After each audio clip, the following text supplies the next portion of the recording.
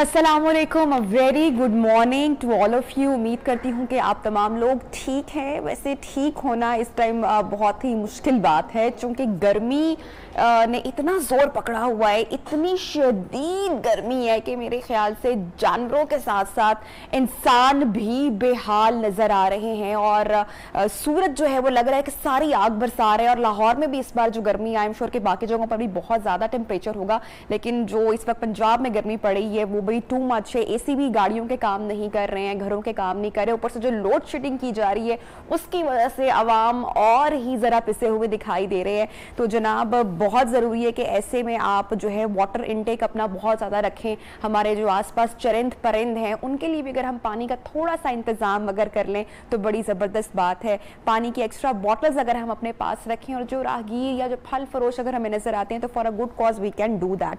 अच्छा जी, अब जो बहुत सारी जो रिसर्चेज हो रही हैं और बहुत अरसे से एक बहुत ज़्यादा बात की जा रही है कि जो करंट एरा है या जो ये वाला मौजूदा वक्त है, इसका जो क्राइसिस है वो क्राइसिस क्या है। आपने बहुत सारी रिपोर्ट्स देखी होंगी, बहुत सारे चैनल्स पर, डिस्कवरी और जो नेशनल ज्योग्राफिक है वो इसके ऊपर बहुत ज़्यादा बात कर रही है, बहुत ज़्यादा डॉक्यूमेंट्रीज आ रही हैं। हमारे बहुत ज़्यादा साइंटिस्ट जो हैं वो क्लाइमेट चेंज के ऊपर बात कर रहे हैं, यानी कि वो मौसमियाती तब्दीलियाँ जिन चैलेंजेस का अभी की दुनिया को सामना है। और ये अभी इतना शदीद चैलेंज बनकर नहीं आया है। जब नेचर रिएक्ट करती है तो फिर बड़ी बड़ी तबाही भी हो जाती है। आपने नोट किया होगा कि जो क्लाइमेट चेंज है वो एक वाज़े एक बड़ी तब्दीली के तौर पर अभी नज़र आ रहा है और मसला बना हुआ है। इसकी बहुत सारी वजूहात हैं।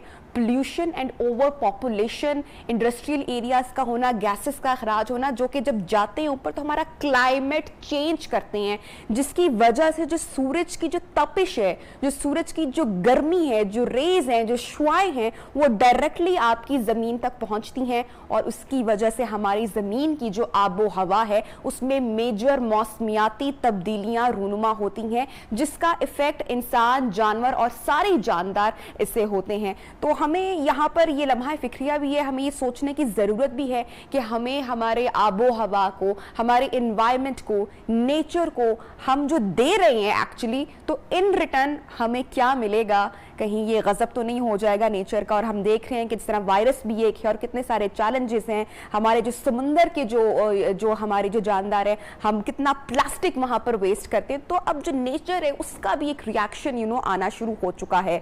सो मैं बात कर रही हूँ, जो खबर मेरे पास है वो कनाडा से खबर है। आपको पता है कि ये ठंडा मुल्क है और जब वहाँ पे स्नोफॉल होती है तो कितना मतलब कि कितने अच्छी खासा वहाँ पर मतलब कि ठंड रहती है कनाडा में।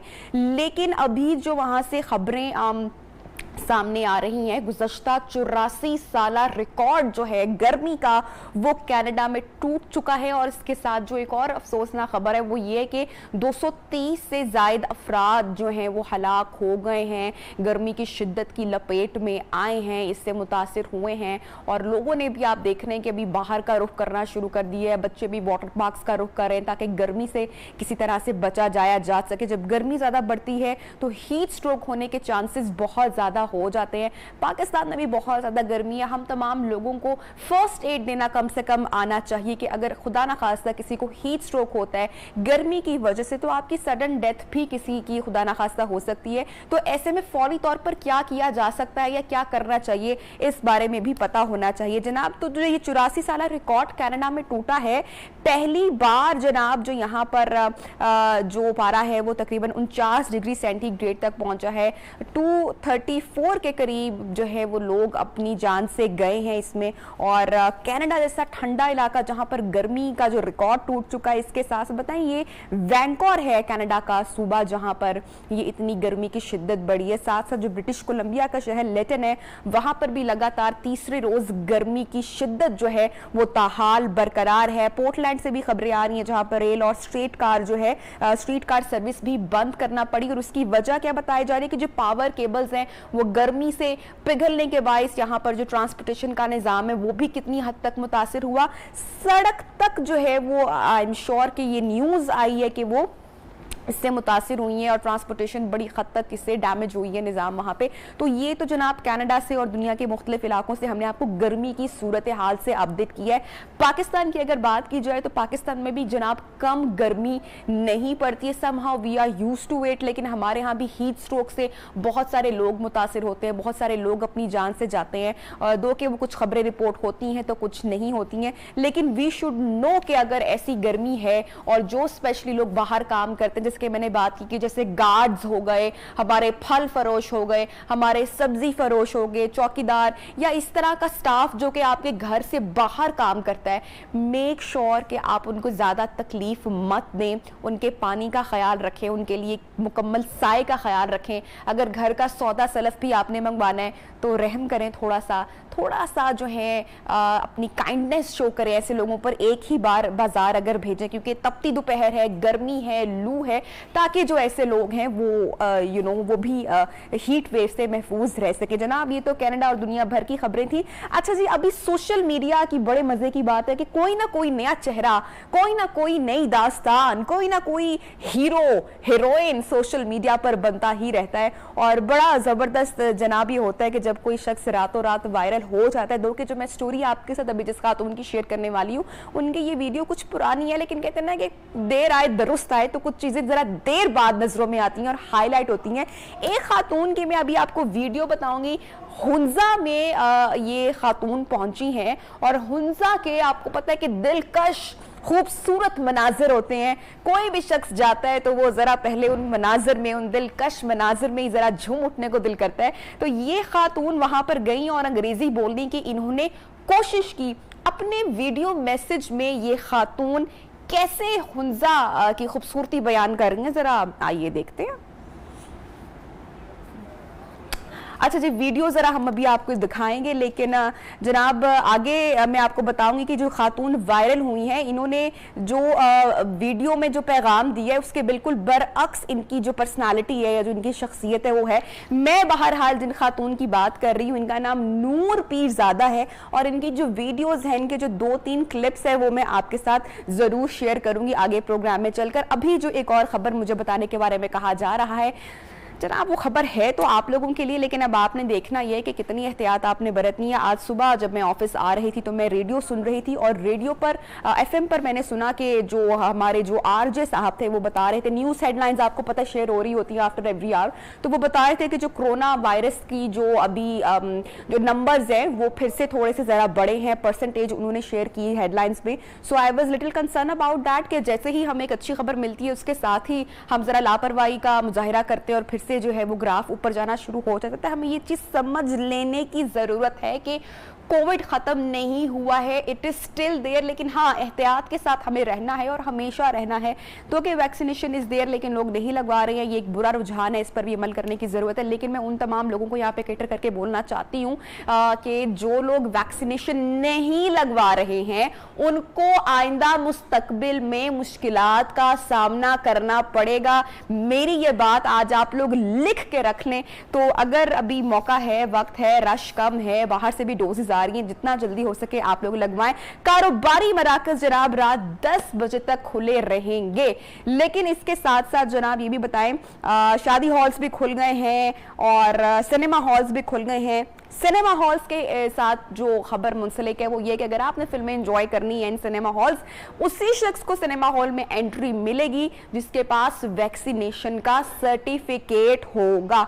अच्छा जी, इसके साथ साथ ये भी आपको बताएं कि पेट्रोल पंप्स, मेडिकल स्टोर समेत जो जरूरियात के जो अहम कारोबारी मराकज है वो 24 घंटे खुले रहने की इजाजत होगी। अच्छा जी, इंडोर जो है और डाइन इन की जो इजाजत है उसमें फासला रख के जो प्रॉपर एसओपीज हैं उसके साथ 50% लोगों को मतलब कि स्पेस के साथ आप डाइन इन कर सकते हैं और आउटडोर एक्टिविटीज तो वैसे भी ओपन है। शादी की तकरीबात के लिए भी 400 अफराद की गुंजाइश दे दी गई है। भाई ये तो बहुत ज्यादा, इस पर गौर फिक्र करना चाहिए। बहरहाल गुड है, अच्छा है, लोग भी काफी देर से हैं परेशान, बंद रह रहकर मामलात जिंदगी जितना तंगी का सामना करना पड़ा, लेकिन वैक्सीनेशन लगवाएंगे तो आप मौत से बाहर घूम फिर सकते हैं। अच्छा जी, आगे बढ़ते हैं।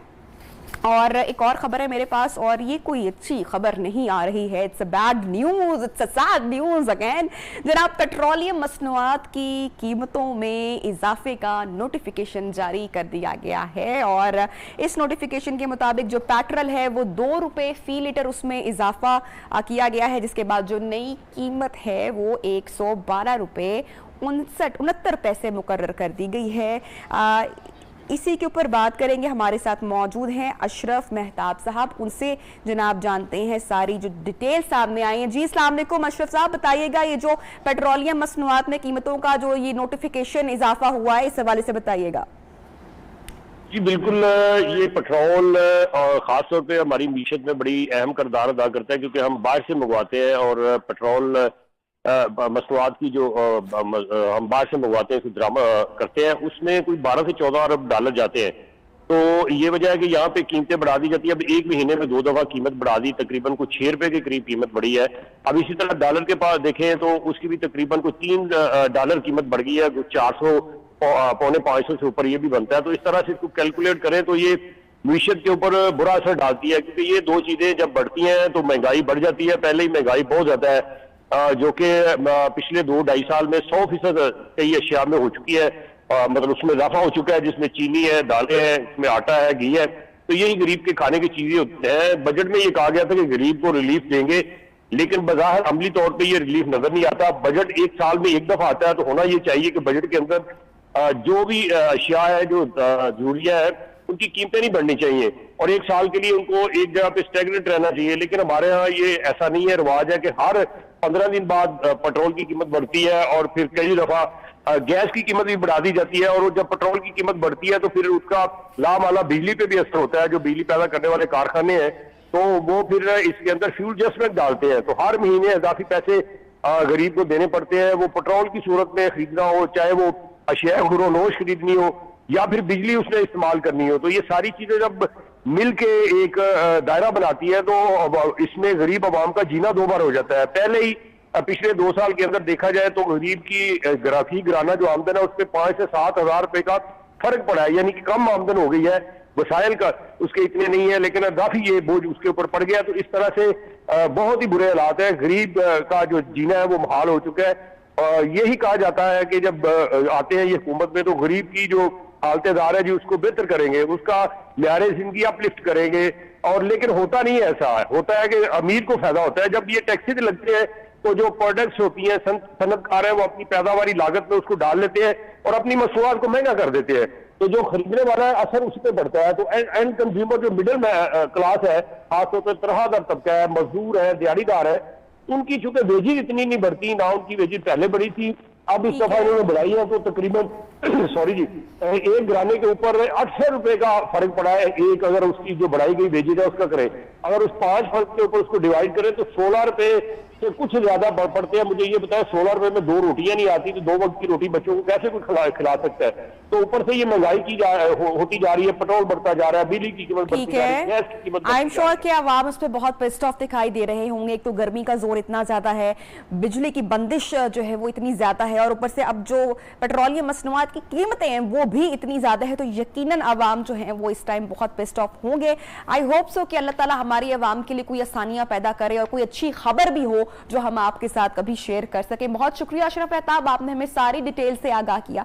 अच्छा जी, अच्छी खबर हुकूमत की तरफ से कोई आए या ना आए, लेकिन हम आपके साथ कोशिश जरूर करेंगे कि अच्छी अच्छी खबरें जो है वो आपके साथ जरा ऐसी शेयर करते हैं जिससे आपके चेहरे पर मुस्कुराहट आ सके, या आपको लगे कि we are part of a civilised society, हम एक बातहजीब माशरे के लोग हैं, या हम भी अब उस राह पर गामजन हो चुके हैं। मुझे बड़ा अच्छा लगा जब ये स्टोरी मेरे साथ शेयर की गई। डोडियाल से कोटली जाते हुए जनाब कोई रास्ता है, मैंने कभी यहाँ पर ट्रेवल नहीं किया, मैं कभी इस रास्ते पर नहीं गई, लेकिन ये फुटेज मैं आपको जरूर दिखा सकती हूँ इस रास्ते की। और यहाँ की खास बात यह है कि यहाँ पर रास्ते में एक बस स्टॉप है, और इस बस स्टॉप की खास बात यह है कि यहाँ पर एक इंतहाई साफ सुथरी छोटी सी एक फ्री पब्लिक लाइब्रेरी है। तो जो लोग यहाँ पर आते हैं वो अपना जब बस का इंतजार कर रहे होते हैं और वहाँ को अपने उस वक्त को यूटिलाइज कर सकते हैं, कोई किताब किताबें पढ़ते हुए, और यहाँ पर अंग्रेजी उर्दू दोनों तरह की ज़बानों की किताबें मुयस्सर हैं। ठंडे पानी के कूलर का भी यहाँ पर इंतज़ाम मौजूद है और बड़ी साफ़ सुथरी और ख़ूबसूरत एक जगह लग रही है। बुक शेल्फ आप देखें कि किताबों से आरास्ता है, लोगों के लिए बड़ी अच्छी बात है, लोग यहाँ पर जो हैं वो मुस्तफ़ीद होते हैं किताबों से। इस पर बात करेंगे। डिप्टी कमिश्नर अमजद अली मुगल कोटली आज़ाद कश्मीर हमारे साथ मौजूद हैं। अस्सलाम वालेकुम, गुड मॉर्निंग अमजद साहब। बताइएगा इस तरह के और भी क्या बस स्टॉप्स यहाँ पर मौजूद हैं जहाँ पर बस स्टॉप को जो है छोटी सी पब्लिक लाइब्रेरी से आरास्ता किया गया है?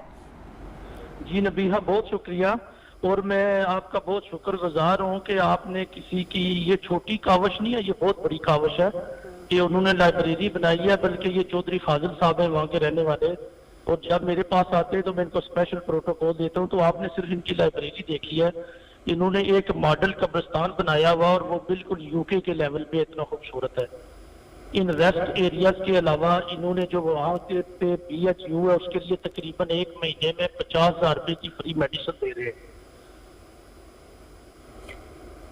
हेलो जी जी अमजद साहब, आपको सुन पा रहे हैं। अभी जो हम यहाँ पर देख रहे हैं, ये जो लाइब्रेरी है बस स्टॉप पर किया गया है, इसका सारा इंतज़ाम, और बड़ी अच्छी बात है लोगों के लिए। इसके अलावा और भी क्या कुछ इस तरह के प्लान्स हैं कि कहीं और पर भी जो है इसी तरह की लाइब्रेरी बनाई जाए ताकि लोग जो है वो किताब की रोशनी से मुस्तफ़ीद हों? और अभी ये जो लाइब्रेरी है ये हमें ज़रा छोटी दिखाई दे रही है, क्या इसको बड़ा करने का भी कोई प्लान है इंशाल्लाह इन फ्यूचर? बिल्कुल, इसको बड़ा करने का भी प्लान है। तो अभी वो जो चौधरी फाजिल साहब है जिन्होंने बनाए वो गए हुए इंग्लैंड। बल्कि मैं आपको इनके बारे में बताऊं तो मेरा ना बताना ये कंजूसी होगी कि इतने अजीम आदमी है कि जो इनकी अपनी इनकम है उसका 50% जो है ना ये लोगों की फलाह बहबूद के लिए खर्च कर रही है। और एक को 10 किलोमीटर की सड़क जो है ना ये अपने पैसों से बना रहे हैं।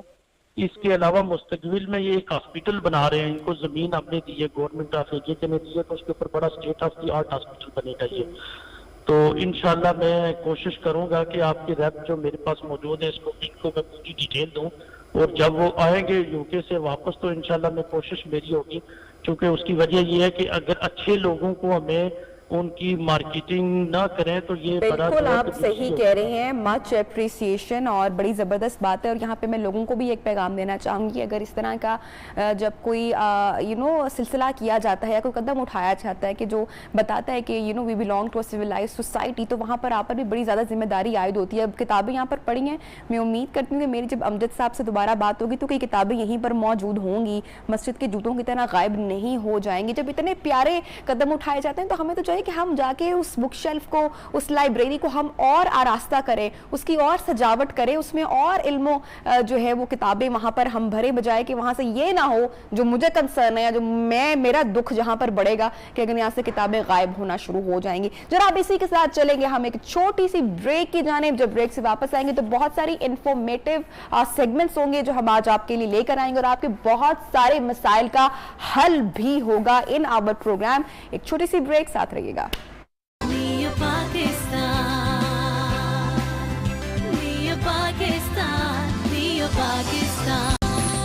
वेलकम बैक जनाब, प्रोग्राम में आपको खुशामदीद कहते हैं। और रोज़मर्रा ज़िंदगी में जो एक चीज़ मैं फेस करती हूँ या जिससे मेरे ख्याल से हम तमाम लोग फेस करते हैं और देखते हैं, और बड़ा दुख होता है देखिए कि हमारे यहाँ जो ट्रैफिक के कवानीन हैं या जो ट्रैफिक सेंस है उसके हवाले से, रोड सेंस या ट्रैफिक सेंस अगर मैं कहूँ, उस कवानीन के हवाले से भी किसी में भी नहीं है।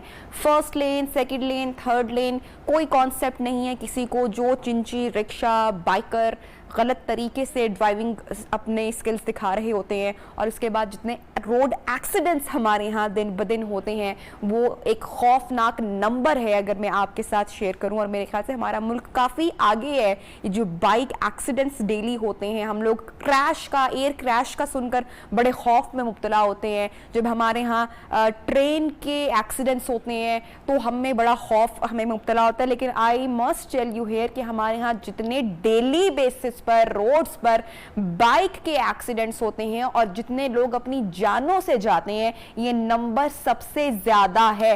सोशल मीडिया पर आए रोज आपको पता है कि इस तरह के लोग, टिकटॉकर्स भी बहुत सारे चूंकि मौजूद मौजूद हैं, फ़ोन हर एक के हाथ में है, तो इस तरह के स्टंट्स आप देखेंगे कैसे किए जा रहे होते हैं। और मैंने ये ऑब्जर्व किया है कि यूजली जो है वो वीकेंड्स पे इस तरह के स्टंट्स का ज़्यादा मुजाहरा किया जा रहा होता है। आई एम ग्लैड कि जो है सोशल मीडिया पर जब हमारे बच्चे जो हैं वो असलहे की खुल्लम खुल्ला नुमाइश करते हैं तो उसके ऊपर जनाब एक्शन लिया जाता है अगर वो नज़रों में मामला किस्सा आ जाए। लेकिन जो ये मामलात है, उफ, यंग बच्चे हैं, नौजवान हैं, छोटे कम उम्र के बच्चे हैं और आपको खुलेआम रोड्स पर इस तरह की, आप देखें कितना ख़तरनाक ये स्टंट है, कितना खौफनाक ये जो है वो स्टंट किया जा रहा है। अगर इसको नुकसान हो, अगर ज़रा सा भी बैलेंस जो है वो आउट हो जाए तो खुदा ना खास्ता आप किसी गाड़ी से हिट कर सकते हैं, आपका सर हिट कर सकता है, आप अपनी जान से जा सकते हैं, बहुत नुकसान हो सकता है। हमने इस मामले पर कोशिश की कि हमें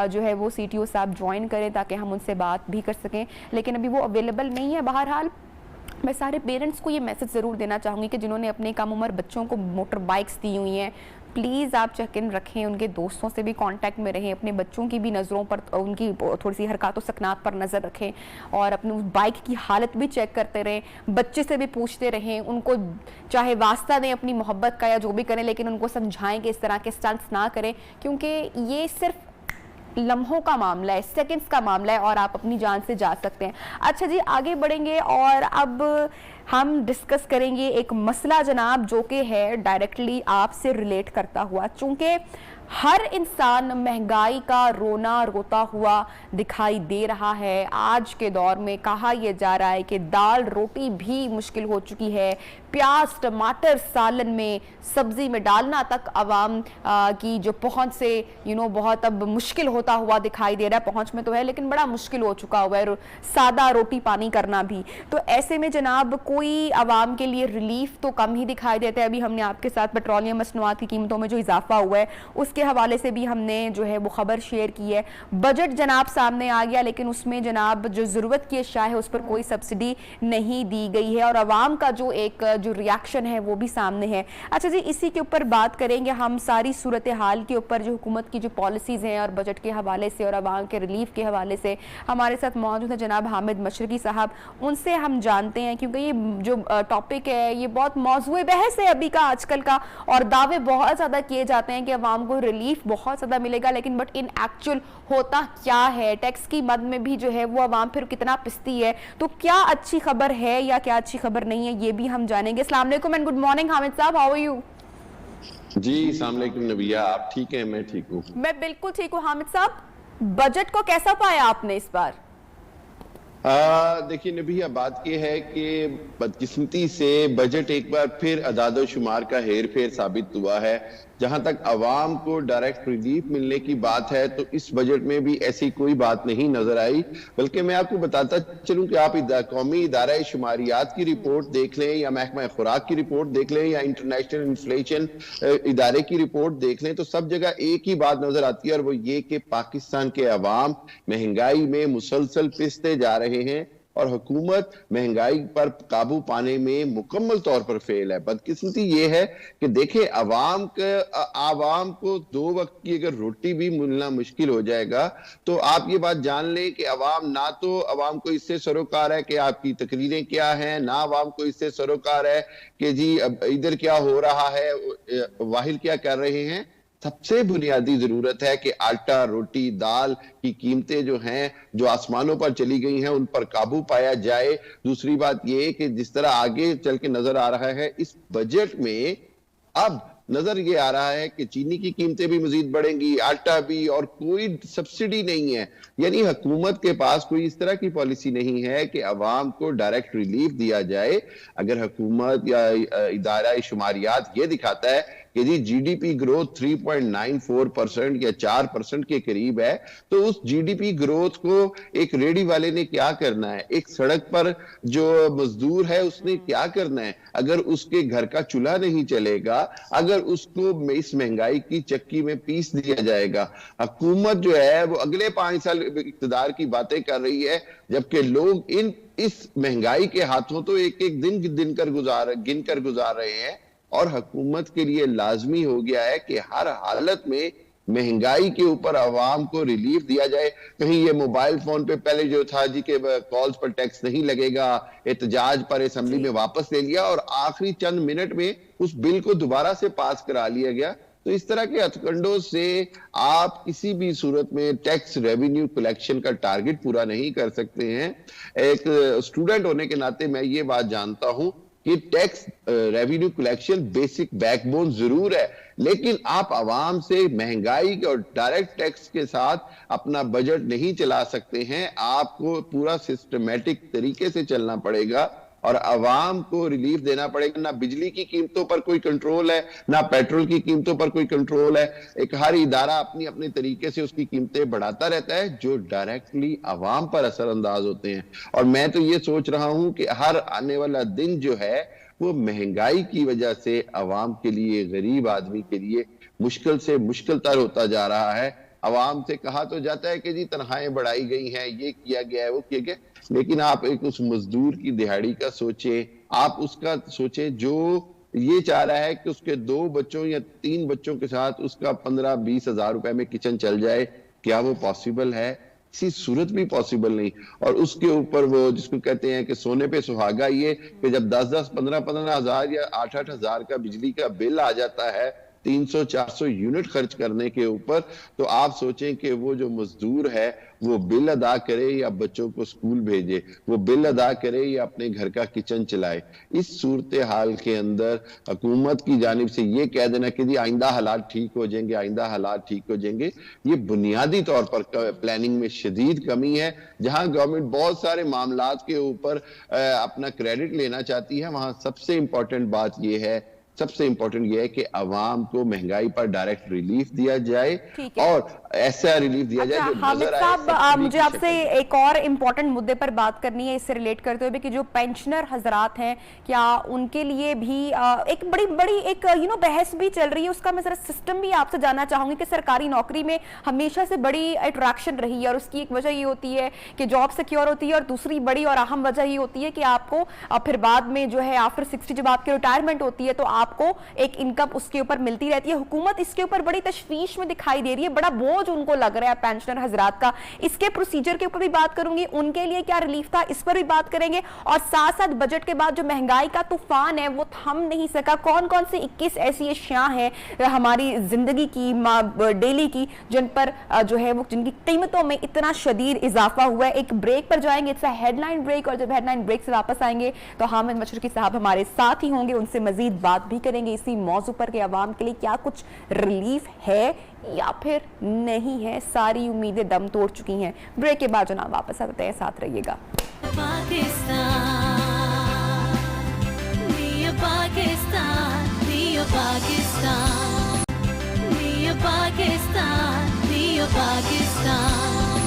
वेलकम बैक जनाब। और बजट के हवाले से हम आपको अपडेट कर रहे हैं, कुछ चीजें हैं जो मैं आपके साथ शेयर करूंगी। गैस की बंदिश से कराची में सैकड़ों कारखानों को जनाब ताले लग गए हैं, हजारों मजदूर इसके बाद बेरोजगार हुए हैं। हुकूमत ने कौमी बिजली पॉलिसी में सूबों को एतमाद में भी नहीं लिया है और हुकूमत ने रवा माली साल के पहले 11 माह के दौरान 12 अरब डॉलर से जायद का कर्जा लिया। ज्यादा कर्जे मौजूदा खाता सरप्लस का था जिसकी तवक्का नई माली साल 21 से पहले नहीं की गई। ये रिपोर्ट है जो मैं आपके साथ शेयर कर रही हूं। हामिद मशरकी साहब आप हमारे साथ मौजूद हैं। मुझे आपसे ये जानना है कि जब आटा, चीनी, घी, दालें, जब यही सारी अशिया आवाम की पहुंच से दूर हो जाएंगी और महंगी हो जाएंगी तो फिर आवाम इस 3.94 जीडीपी का क्या करेंगे?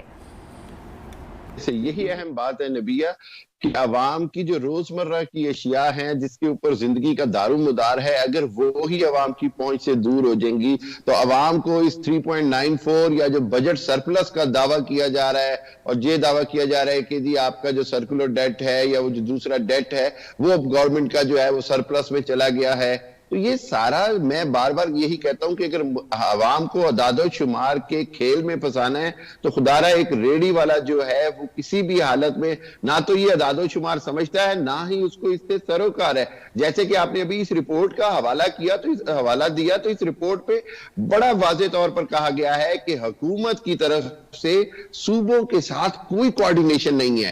एक तरफ से दावा किया जा रहा है जी कि फैसलाबाद में टेक्सटाइल सेक्टर बहुत तेजी से चल रहा है, बहुत अच्छी बात है, बड़ी ग्रूमिंग आ रही है, बहुत अच्छी बात है, तो उसी तरह बाकी जो सूबे हैं, सिंध हो गया, बलोचिस्तान हो गया, वहां पर जो हजारों कारखाने, फैक्ट्रियां बंद हो रही हैं, हजारों लोग बेरोजगार हो रहे हैं, उसका कौन हिसाब देगा?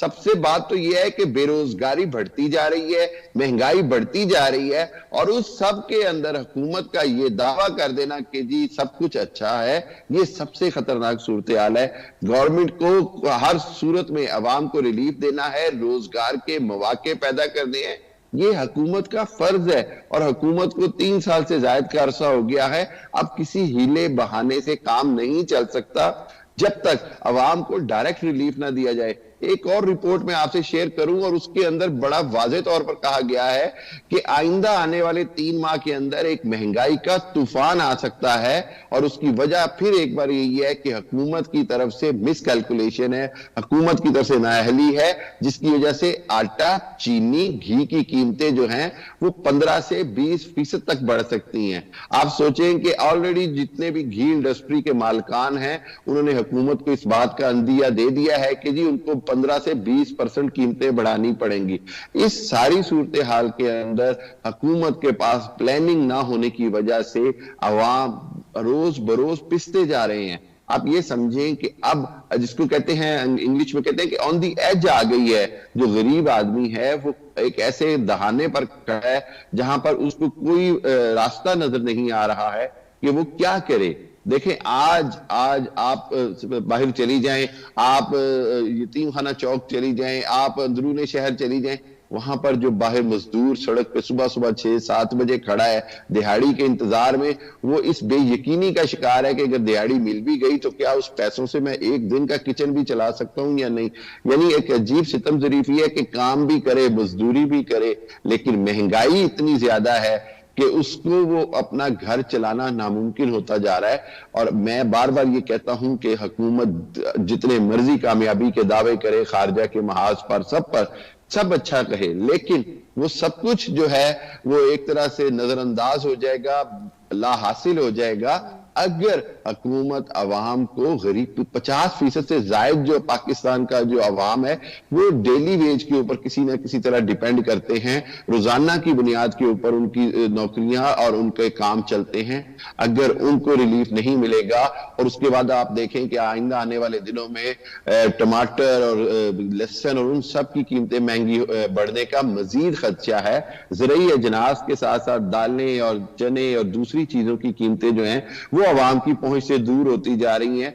चिकन का कहा जाता था जी कि चिकन सस्ता हो जाता, तो अब चिकन की प्राइस नीचे आ ही नहीं रही है। वो जो होता था कि यार एकदम बहुत ऊपर गई है, 2-4 दिन के लिए गई और फिर उसके बाद एकदम से नीचे आ गई, तो नहीं आ रही है। इस सारी सूरत हाल के अंदर हुकूमत की रिट नजर नहीं आती, जो वो प्राइस कंट्रोल कमेटियां हैं उनका काम नजर नहीं आता, जो डिप्टी कमिश्नर मजिस्ट्रेट्स का काम है वो नजर नहीं आ रहा। यानी एडमिनिस्ट्रेशन और हुकूमत में कोऑर्डिनेशन की कमी, उसके बाद पॉलिसी की कमी, उसके बाद हुकूमत की तरफ से मामलात को इतना अहमियत और सीरियस ना लेना जो है, ये सारा मिलकर अवाम पर एक ऐसा बोझ डाल रहा है जिसको अवाम के लिए नाकाबिले बर्दाश्त होता जा रहा है। और मैं तो एक ही बात बार बार कहता हूं कि देखें, आप अवाम को अगर रिलीफ नहीं दे पाएंगे तो आपके लिए ये 1-2 साल निकालने मुश्किल हो जाएंगे। आप अगले इंतखाबात की बात कैसे हमारा जो ज़राअत है और जो सनतें हमारी हैं वो भी तबाही के दहाने पे खड़ी हैं, बंद होने को तैयार हैं, मजदूरों के पास जो है वो रोजगार नहीं है।